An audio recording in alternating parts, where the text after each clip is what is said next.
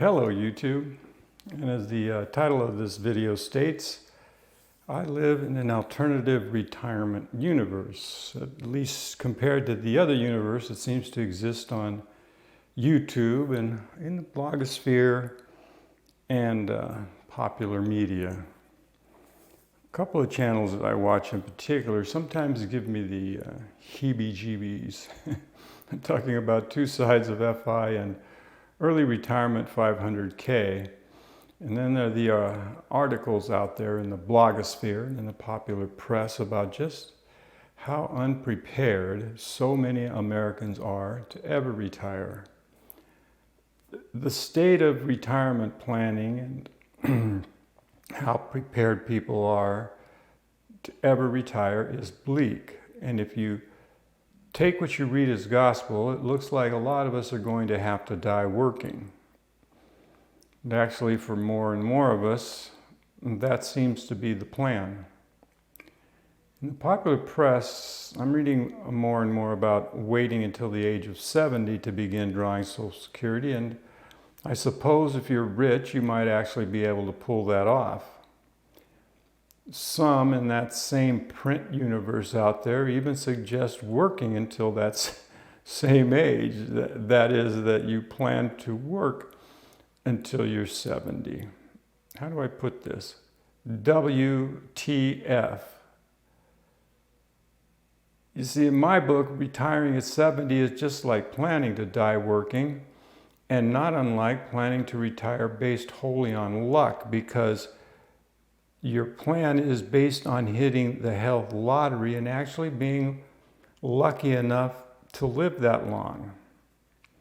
According to the latest statistics I've seen, something like 76% of us are living paycheck to paycheck. And when you do live paycheck to paycheck, you're broke. I define broke as not having any savings, and obviously, if you are living paycheck to paycheck, there is no money to save. The difference between my retirement tranquility and the reality of most FIRE YouTubers I visit occasionally is obvious. They all have money in the stock market. That, and they seem to be obsessive about tracking their portfolios. What I call gnawing at the raw bone of stock market returns. My goal was always to be able to relax to the extent possible once I achieved financial independence.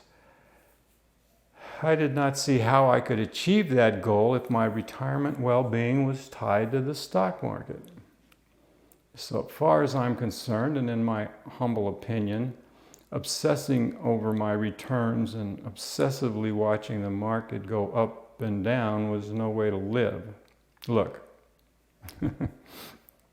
I'm not in any way a financial genius, but I have done okay financially. And I was able to accomplish what I have been able to accomplish by following two simple financial objectives. Live below your means and save beyond your means. And I will be the first to admit that it was mostly the occasional positive turn of circumstances that enabled my fortuitous outcome. Call it luck or call it serendipity, whatever. The truth is that there are only two ways to get to retirement tranquility: accidentally and accidentally on purpose. The accidental path is 100% reliant on luck, say, like winning the lottery, which, as crazy as it sounds, is an actual plan some people have. Or maybe you get lucky and some relative leaves you enough to live out your days. I was able to reach my financial goals accidentally on purpose. That is, I had a plan and I stuck to it, and over time I got where I was going. But whichever plan you choose, luck will play a big part in your eventual success or lack thereof. And often the extent that luck plays in all of our lives, and every facet of them goes unrealized. Sometimes you get lucky and never even know just how lucky you got. Luck is like a current that runs just below the surface of life. So first you need a plan to achieve retirement, and my first question for you would be, do you plan to achieve retirement accidentally or accidentally on purpose? At 35, I set 4 goals for myself. I wanted to achieve financial independence by the age of 55. Why 55? Because that's the age I would become eligible to begin drawing the benefits from the defined pension plan, the defined benefit pension plan I was covered under where I worked. 2, I wanted to be debt-free by that same age because I knew that by doing so, my retirement would be that much more affordable and, as importantly, that much more stress-free. 3, I wanted to have $1 million net worth. And 4, by the time I began drawing my pension, I wanted my monthly cost of living to be no more than 50% of my projected retirement income. So, why 50%?